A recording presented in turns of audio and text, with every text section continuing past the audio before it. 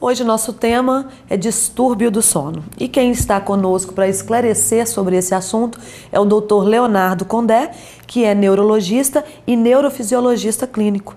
No bloco anterior, o Dr. Leonardo explicou o que é o distúrbio e quais as fases do sono para você ter uma noite bem dormida. Doutor, mas hoje quais são os principais tipos de distúrbio que tem? Ou ele é único? Não, existem vários tipos de distúrbios que não daria para a gente abordar todos aqui. Eu vou falar. Mas os mais frequentes que acometem mais a população? O mais frequente seria a insônia. A insônia é quando a pessoa tem uma dificuldade para iniciar o sono ou para manter o sono, ou seja, a pessoa acorda várias vezes à noite, ou um despertar muito precoce. Né? Então, se a pessoa tem dificuldade para iniciar, para manter o sono ou despertar muito precoce, ela pode ter insônia. E com isso vai gerando uma privação do sono no indivíduo e vai causando uma repercussão ao longo do dia. O paciente com insônia, ele fica mais irritado, diminui o poder de concentração, menor poder de memória, maior irritabilidade, maior associação com os distúrbios psiquiátricos, principalmente como depressão, ansiedade. É muito comum a associação da insônia com essas outras patologias.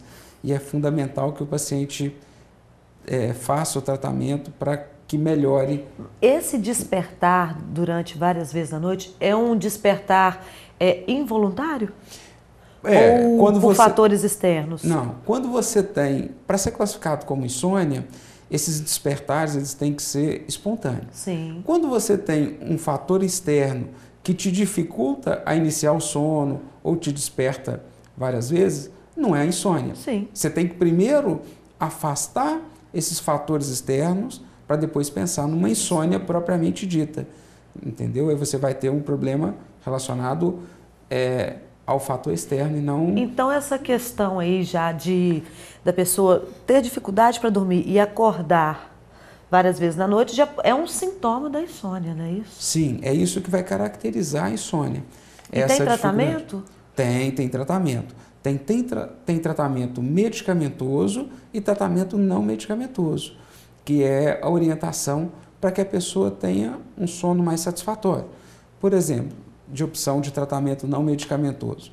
Quem tem dificuldade para iniciar ou manter o sono, ele deve evitar qualquer uso de substância que seja estimulante para a parte cerebral. Então a alimentação tem a ver também, Tem a ver.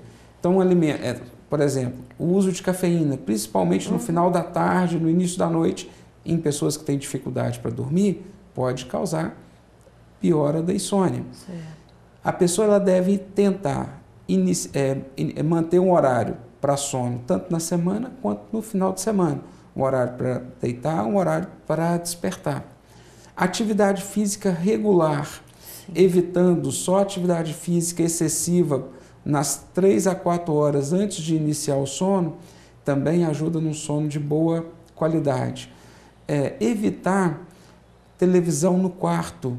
A pessoa que tem dificuldade para dormir, ela deve usar a cama para dormir e deve ir para a cama geralmente quando já estiver com sono. Evitar assistir televisão, evitar ler na cama, evitar ir para a cama e ficar pensando o que ela vai fazer no outro dia. Tudo isso ela deve fazer fora da cama e na hora que estiver indo deitar, já com o intuito de dormir. Então, além do tratamento com medicamentos, também a mudança de hábito, né? Sim, a mudança de hábito é fundamental para uma melhoria da qualidade do sono. Tem alguma outra que a gente pode destacar que acomete mais a população sem ser insônia? Tem. Nós temos as parassonias, que é um grupo de doenças que está relacionado com aquelas fases do sono que a gente já discutiu anteriormente.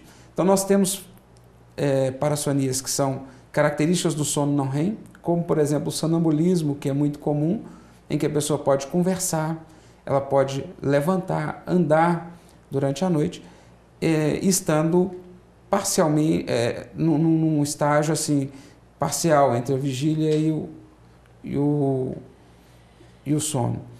O sonambulismo, apesar de ser uma patologia que não traz nenhuma repercussão para o paciente, o sonambulismo em si, ela tem grande risco de lesão corporal. Pois o paciente com sonambulismo, ele pode se machucar em casa, pode ter queda. Se ele morar em local alto, pode ter uma queda de janela com repercussão mais intensa. Claro. Então, pode ter repercussões sérias pela complicação. E aí, nesse caso, como que a pessoa sabe que está com essas doenças? Aí você vai ter os acompanhantes. Sim, aí é a questão do companheiro, do filho, observar isso. Você não tem como saber que você está com algum problema. Não, isso aí a pessoa acorda e não sabe que tem. Sim. A gente tem distúrbio do sono REM, como exemplo, o distúrbio comportamental do sono REM, que é uma patologia mais frequente em homens e mais comum a partir dos 50 anos, e muito relacionada com as doenças, principalmente chamadas extrapiramidais, como a doença de Parkinson, em que o paciente ele geralmente tem um sonho relacionado com luta, e nesse sonho, para se defender, ele executa aquele movimento que ele estava tendo sonho e às vezes agride quem esteja do lado. Né? E isso gera um constrangimento muito grande para o paciente, porque ele desperta com o companheiro ou a companheira lesada, machucada, por agressão, sem saber o que fez. Isso dá uma sensação de impotência muito grande, tanto para o paciente quanto para o companheiro, que sabe que aquela agressão foi involuntária. Involuntária, e pode cada vez ficar até pior, né? Isso, então isso é importante, esse tratamento, por causa do risco de... E como é feito esse tratamento? É também com medicamentos e mudança de hábito? Nas parassonias é basicamente tratamento medicamentoso. A gente sabe que alguns pacientes, principalmente em criança, intensifica a parassonia sob pressão, sob algum fator de estresse.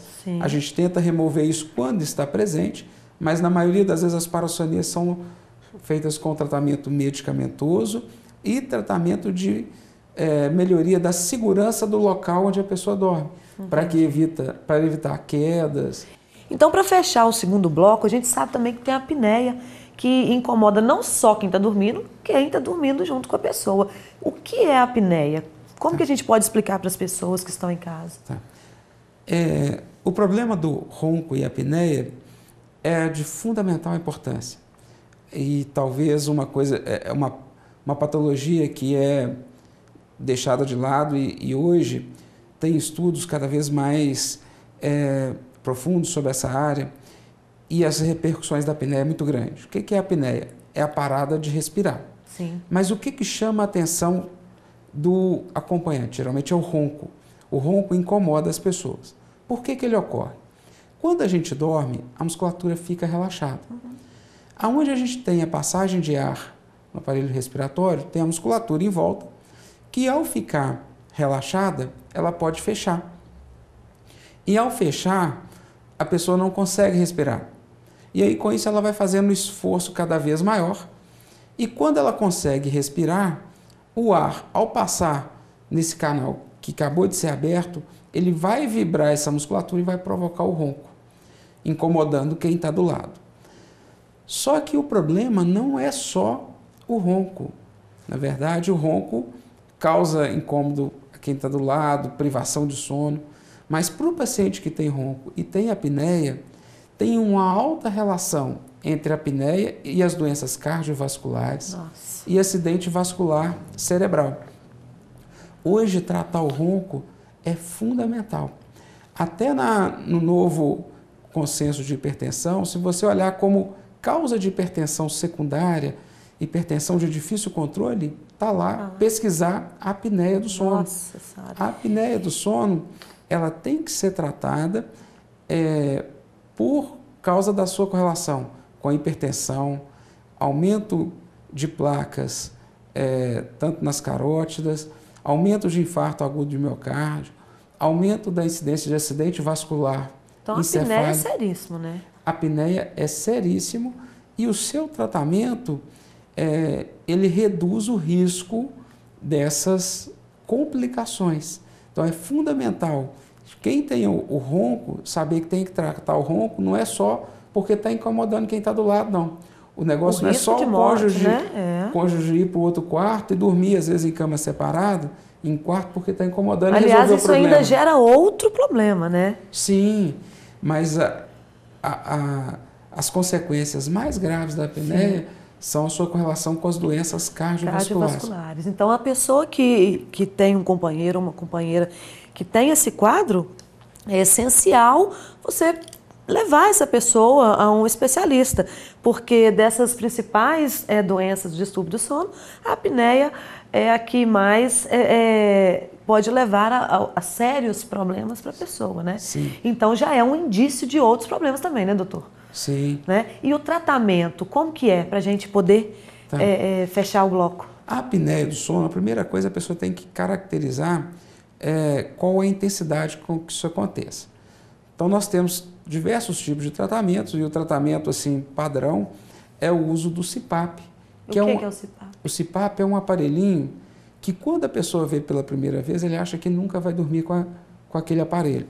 É um motorzinho que joga uma pressão de ar, ligado a esse aparelhinho tem uma chamada traqueia, que é um tubo que traz esse ar até o nariz do paciente.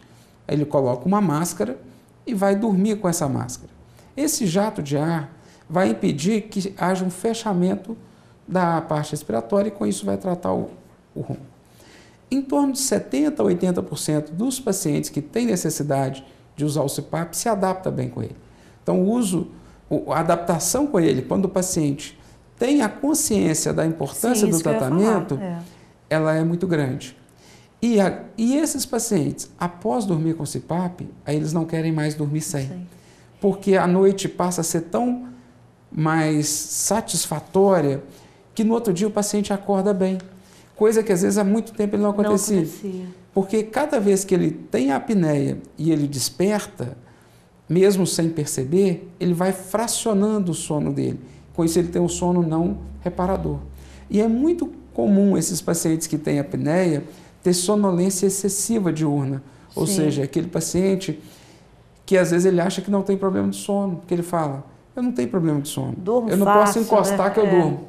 Aí é o problema, né? É um problema. Você dormir num momento inadequado, por exemplo, você tá dirigindo, para no sinal, se você cochila, isso é um fator de risco. Nossa, e é um fator de risco né? para acidente. Paciente que tem apneia do sono se envolve mais em acidente, tanto do trabalho, do trânsito.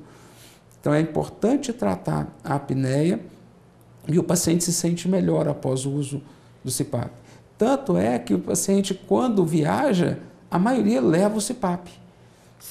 Para não deixar de usar nem, por exemplo, uma noite ou um fim de semana que esteja viajando. Então, assim, é importante a gente que tem um companheiro ou uma companheira levar a um especialista, porque isso pode levar até a morte ou os outros problemas que isso causa, né? Sim, hipertensão. Você pode ter uma complicação por não tratamento desse quadro. Né? Eu acho que é fundamental a conscientização de que a apneia ela está correlacionada com outras patologias graves e que merece ser avaliada e tratada de forma adequada. Pois é, então se você sabe que tem esse problema, né, tá aí a possibilidade de você acabar com uma noite mal dormida e ter um dia com muito mais disposição. A gente fecha agora esse bloco e já já a gente volta.